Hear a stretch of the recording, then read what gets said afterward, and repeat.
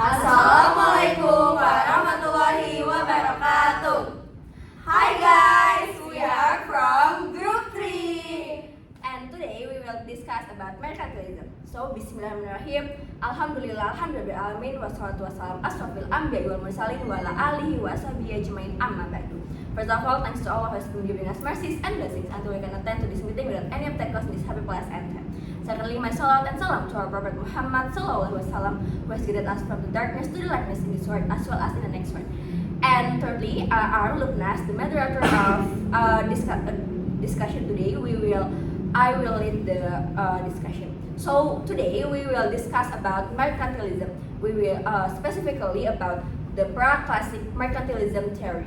The first chapter about the definition and introduction we will explain by my team, Reva. Time is yours. Okay, so first thing first, we're gonna talk about the definition of mercantilism.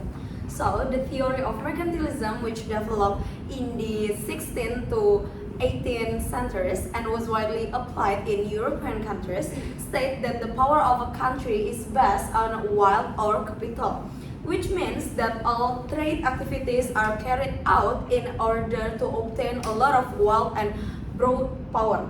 Mercantilists aim to protect the development of the trade industry and the wealth of the state. The basic premise of mercantilism is that in order to increase the strength and security of the state and achieve domestic prosperity, justice and peace, economic activities must be subordinated to the development goals of the state. Thus, each country should create and maintain wealth and power by accumulating valuable commodities, namely gold and silver, and a trade balance of surplus exports over imports.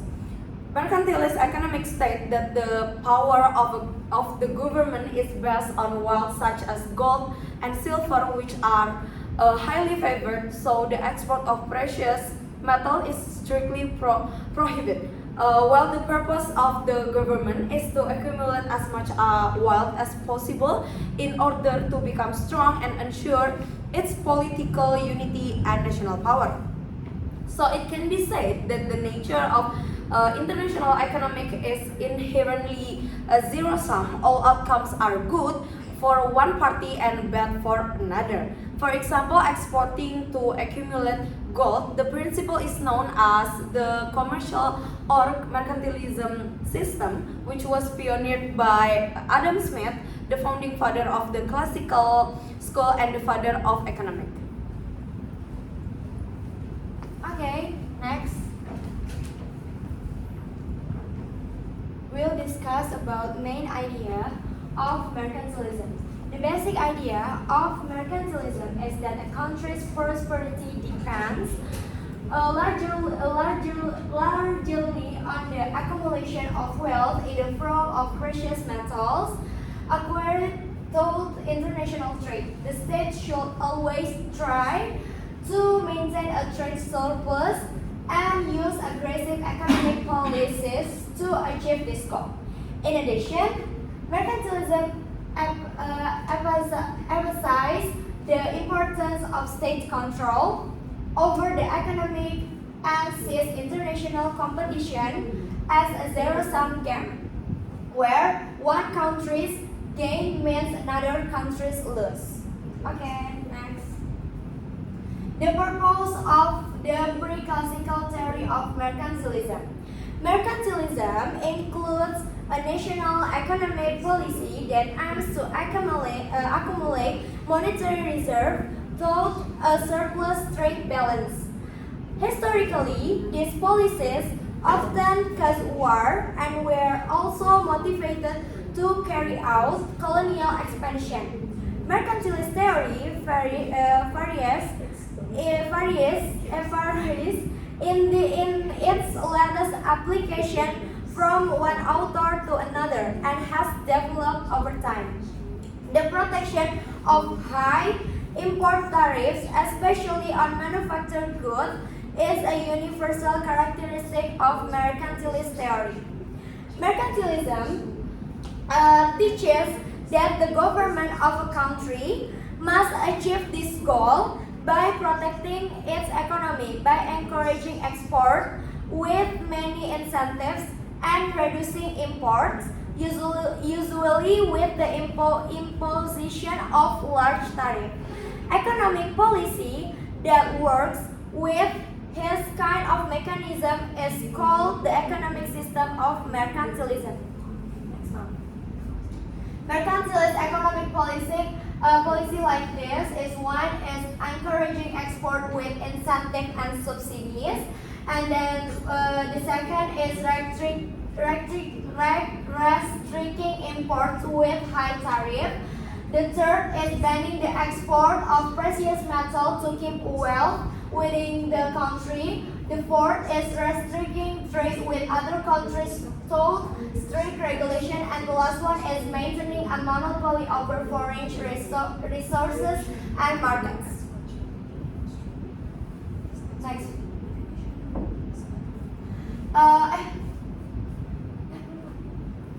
Okay. The purpose of the mercantilist economic policy is to build a country, especially in the age of intense war, and the country must looking for ways to strengthen the economic and weaken foreign enemies.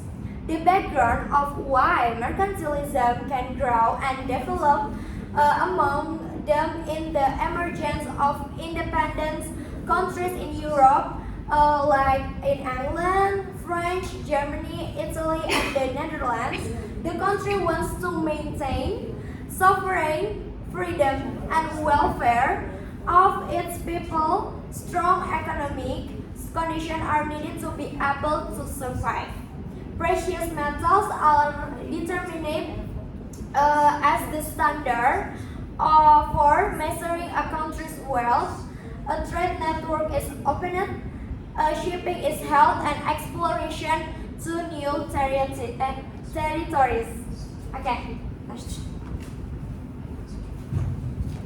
Okay, moving on, we will discuss. I will explain about the verse and hadith that explain about mercantilism. But please keep in mind that actually Islam not exactly explain about the mercantilism, but this is kinda aligned. So I take this as the reference. So the first one is from Surah At-Taubah, verse 34. A'udzubillahi minasyaitonirrajim. Bismillahirrahmanirrahim. Wallazina yaknizu dzahaba wal fiddata wa la yunfiqunaha fi sabilillah fabashshirhum bi'adzabin alim. Means that, and those who hoard gold and silver and spend it not in the way of Allah, give them tidings of a painful punishment. And the second one is hadith from Rasulullah SAW, narrated by Abu Sa'id Al-Khudri. La tasi'u zahaba biz-zahabi illa misla bimisli wa la tusifu ba'duha ala ba'di. Means that do not sell gold for unless equal in worth, nor silver for silver unless equal in worth. So, like I said before, that this hadith and verse is not exactly saying about the mercantilism, but this verse and hadith emphasize the importance of fair trade, avoiding hoarding, and the ethical use of wealth in Islam. Gold and silver were historically important means of trade and currency, and the guidance from the Quran and hadith ensure their proper and just use in economic activities. And then moving on to the next slides, we will discuss about the figure that found the concept of mercantilism itself. Next slide, please. Okay, so the first one is Jean-Baptiste Colbert. He developed Colbertism, a form of mercantilism focused on government control to boost French export and protect industries. And then Thomas Kuhn, he's a key figure in English mercantilism, promoting the balance of trade to export more than import, accumulating wealth in gold and silver. And the last one is Antonio Serra, early advocate of mercantilism, arguing that nation without research could still gain wealth through trade and manufacturing. And then the next case we'll discuss by my friend.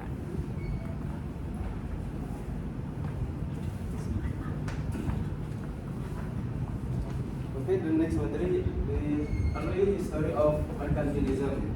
early history of mercantilism. The history of mercantilism began with the exploration and colonialism of European countries such as England, the Netherlands, and Spain in the 16th to 18th centuries. They competed to acquire and accumulate valuable wealth such as gold and silver, which was considered a measure of a country's power and wealth. The ideology of mercantilism emerged in response to the need to increase state power through the accumulation of wealth. In addition to trade monopolies and the exploitation of colonial resources, the system emphasized the importance of profitable trade, where export should be greater than import. European countries sought to monopoly trade and acquire colonies to obtain resources and precious metal, which were then processed into product and sold back to the colonial market. It also encouraged exploration and trade with Eastern countries rich in natural resources. With the advent of mercantilism, the politics and economic of Western countries such as the Netherlands, England, Germany, and changed greatly during the period of mercantilism.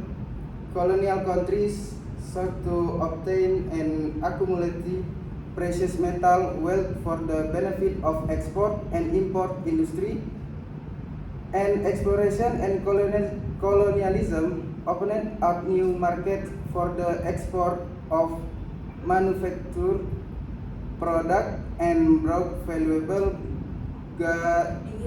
goods and raw material to Europe. Economic policy, the emphasis will accumulation and a favorable balance of trade show the influence of mercantilism. Countries sought to monopoly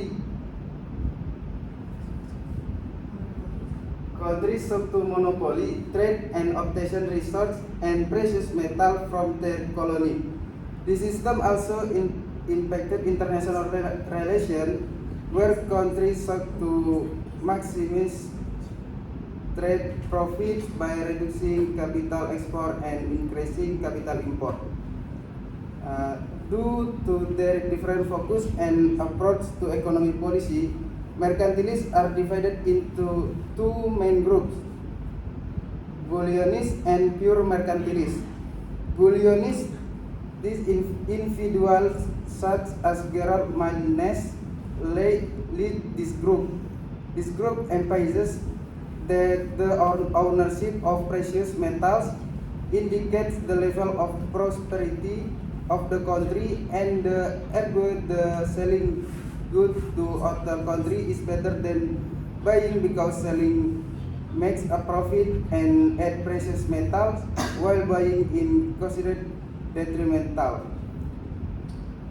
Next, pure mercantilist. When it comes to interest rates, this is the most well-known group. They argue the low interest rates promote economic growth and help credit recipients. They believe that international trade generates wealth, which increase trade and power. This difference shows how differently European countries pursue their prosperity and power.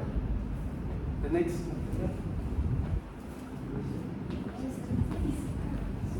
Okay, we're gonna talk about the study case of practical mercantilism. A case of study of the application of the theory of mercantilism in the economic relationship between Australia and China. In 2019, China imposed bans and restrictions on coal imports from Australia. which reflect the application of mercantilism theory as China's effort to protect its domestic economic interests and reduce dependence on Australia and strengthen its own economic position. Meanwhile, Australia is trying to maintain and increase its product export. In response to this restriction, Australia eventually saw alternative markets and increased exports of other products such as such as food and energy services, reflecting the mercantilist principle of economic diversification to strengthen the country's position. China used to import coal from Australia, but in 2019, China enacted a new policy of banning and restricting coal imports in an effort to reduce imports and increase exports. This impact other sectors of the Australian economy and lead to the creation of a new export strategy in Australia. As explained in the definition, mercantilist economic practice tend to benefit only one party. So lastly, we're gonna serve the conclusion of this presentation. Okay, so far the conclusion is mercantilism was a system of economic policy that developed from the 16th to the 18th century that emphasized the importance of acquiring wealth, especially in the form of precious metals, to strengthen state power. The system encouraged European countries to monopolize trade and exploit colonies for research and precious metals. Modern economic theory originated from mercantilism. Some of the main tenets of mercantilism, such as trade surplus as a source of prosperity, are still relevant despite being hotly criticized. Adam Smith criticized this thinking, saying that labor productivity and the important role of free market mechanisms are the source of prosperity. Okay, I think that's all from our question. If you have, okay, moving on to the next slide, please. All right. So, if you guys have any questions or anything else, please just let us know next week. And That's all. that's all from That's us. all from us. Thank you so Thank you much. so much. Wassalamualaikum Warahmatullahi wabarakatuh. Bye.